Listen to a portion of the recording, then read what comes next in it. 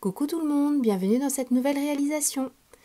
Je travaille aujourd'hui avec du papier Crafters Companion, c'est le papier aquarelle, que je coupe aux dimensions un petit peu plus petites qu'un A4, c'est-à-dire aux dimensions que vous avez vues 10 par 14,35.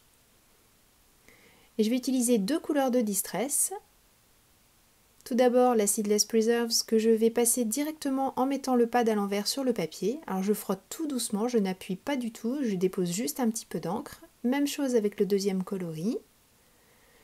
Je vaporise un petit peu d'eau pour venir fondre les lignes que j'ai créées tout à l'heure. Je laisse agir quelques secondes et j'enlève le surplus. Une fois que c'est bien sec, j'utilise des pochoirs, toujours de chez Tout en Colle. Et avec ma mousse, comme je le ferais pour faire n'importe quel aplat de distress, je passe mes couleurs en ton sur ton au travers des étoiles. Je change de pochoir cette fois-ci, toujours Tout en Colle. Et là, je vais inverser les couleurs, c'est-à-dire je mets le violet sur le bleu et le bleu sur le violet.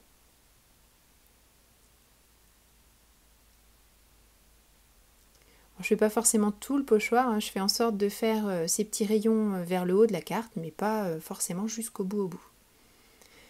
Avec le tampon manuscrit fin et toujours sur le même principe d'utiliser ces deux seules couleurs, je tamponne partout sur le fond. En l'occurrence, le but du jeu n'était pas de lire les écritures, mais on peut tout à fait le faire, il est tout à fait lisible ce poème. Mais là, comme je tamponne sur du papier avec des motifs, du grain assez prononcé, et puis en plus avec la distress qui n'est pas faite pour ça, forcément on ne peut plus lire grand-chose. J'ai vaporisé à nouveau un peu d'eau. Je saupoudre maintenant les Magical Shakers Lindy Stem Gang. Je laisse réagir et je vaporise à nouveau de l'eau pour qu'elle réagisse encore un peu plus. Surtout que j'ai fait un pâté, il faut dire que je suis passée 3 fois au même endroit, donc forcément ça en a vaporisé, ça en a déposé un petit peu trop. Et il faut vraiment que ça travaille sur mon papier. Je mets du sèche-cheveux, tout simplement pour fixer un peu aussi certains effets que je trouve vraiment très très beaux avec les Magical. Et là où j'ai fait des petits pâtés, je remets de l'eau pour essayer de diluer tout ça et éviter qu'on ait des gros paquets à certains endroits.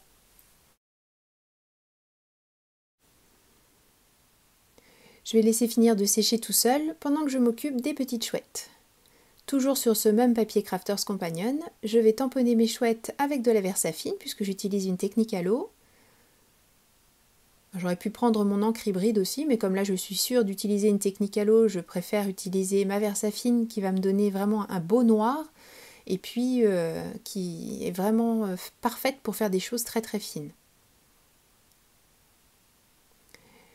Je le tamponne 2 fois puisque je veux faire 2 chouettes.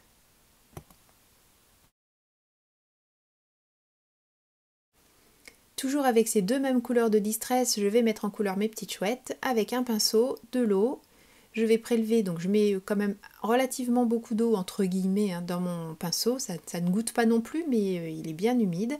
Tout simplement pour pouvoir travailler le plus longtemps possible, c'est-à-dire avoir du temps pour travailler plutôt, faire en sorte que l'aplat que je mets soit suffisamment humide pour pouvoir revenir. Voilà, vous voyez, je remets toujours de l'eau dans mon pinceau pour pouvoir revenir sur ce que j'ai travaillé précédemment sans que ça ait trop le temps de sécher.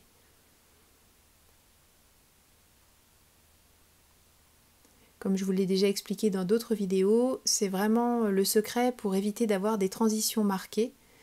De même, quand on veut mettre des ombres, il faut réintervenir avant que ça ait séché. Pour faire les ombres de mes chouettes, je vais simplement mélanger mes deux couleurs pour faire en sorte d'assombrir un petit peu le violet et puis le bleu. Et là, je vais faire une petite bêtise, mais ce sera l'occasion de vous donner la solution pour la réparer. Vous voyez que j'ai débordé. Donc avec le pinceau bien propre, je mets de l'eau claire, je laisse agir un tout petit peu, j'enlève le surplus, je recommence s'il reste encore un petit peu de couleur. Et voilà, c'est comme si on avait gommé. Alors j'aurais pu le laisser si j'avais découpé vraiment le long du trait, mais en l'occurrence je veux garder un petit bord blanc, donc je voulais que le blanc à l'extérieur soit vraiment très très propre.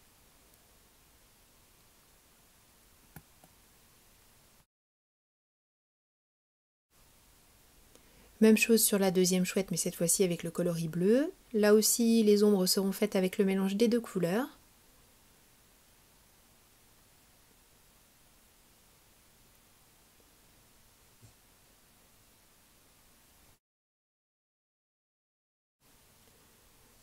Pour leurs deux ventres, là par contre je vais contraster, je vais utiliser le bleu légèrement teinté de violet pour celle-ci. Et pour les ombres sous ces petites plumes sur le ventre, je vais utiliser le violet tout seul.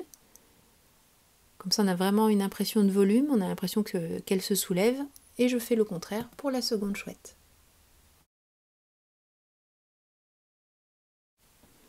C'est rigolo ces deux couleurs parce que quand j'ai vu la vidéo Art Journal de Nelvea Chan, je me suis dit qu'on était vraiment raccord en ce moment parce que j'avais déjà filmé cette vidéo quand j'ai vu celle qu'elle a faite donc pour son Art Journal et elle a utilisé exactement ces tons-là.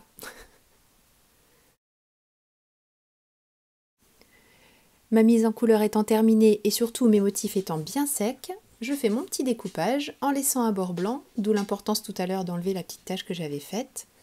Et je fais bien sûr la même chose sur les deux chouettes.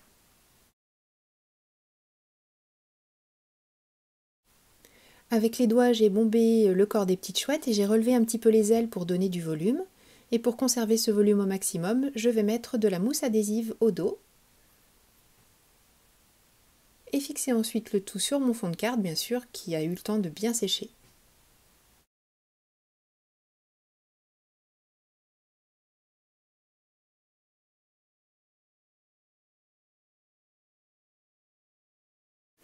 Avec un feutre noir, je remplace le vide par des petits yeux.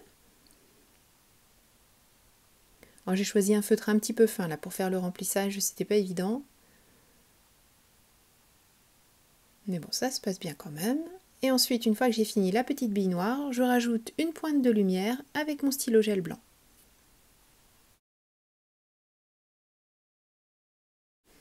J'utilise une des chutes de ma recoupe de rectangle au début de la vidéo. Je la colle telle quelle sur mon papier, mais vous allez voir que je vais me raviser un petit peu après. Mais comme elle sera collée, je vais devoir utiliser un autre moyen que la Distress pour la mettre en couleur, parce que oui, je vais la mettre en couleur, parce que je trouvais que c'était pas très joli, cette bande blanche là, on sait pas trop d'où ça sort. Enfin en tout cas sur le moment ça ne me plaisait pas. Mais avant que ça ne me plaise pas, j'utilise toujours un tampon tout en colle, cette fois-ci c'est le bouquet de fleurs, et j'ai changé de coloris pour faire un petit peu un contraste et puis rappeler plus ou moins le tour noir de mes petites chouettes, et c'est le coloris Hickory Smoke.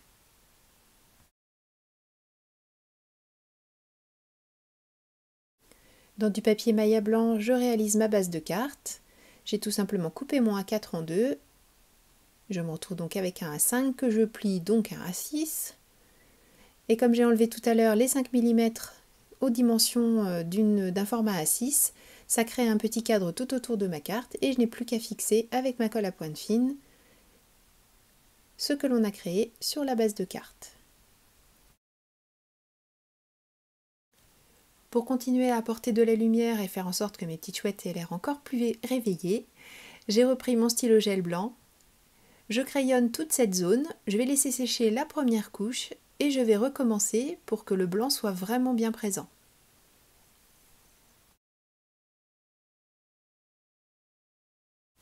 Comme je vous le disais tout à l'heure, cette partie blanche a fini par contre par me paraître trop blanche. Donc comme c'était un peu délicat de réintervenir avec mes encres Distress sans abîmer ce que j'avais fait sur les chouettes, puisque tout est fixé, j'ai pris les crayons de couleur en essayant de me rapprocher du mieux possible des couleurs que j'ai utilisées en Distress. Et une fois mes couleurs appliquées, avec une estompe et de la solution de mélange, je fonds toutes ces parties colorées pour éviter d'avoir trop le grain du papier et vraiment rester dans l'esprit de ce qui a été fait jusqu'ici. Et une fois de plus, comme ça ne va toujours pas me plaire, je trouve qu'il y a trop de... La partie gauche est trop bleue et la partie droite est trop violette, ben je vais mettre un petit peu de crayon bleu dans le violet et inversement, vous avez compris. Et une fois fondu, enfin, ça me plaît plutôt pas mal.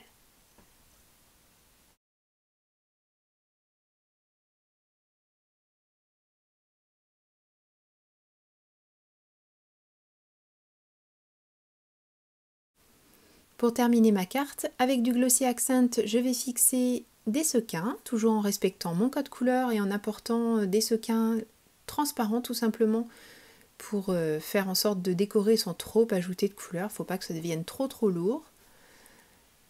Et puisque j'ai mon Glossy Accent en main, eh bien je m'en sers pour mettre en valeur les yeux des chouettes et leur donner un air encore plus rigolo. J'aurais pu aussi mettre des yeux mobiles.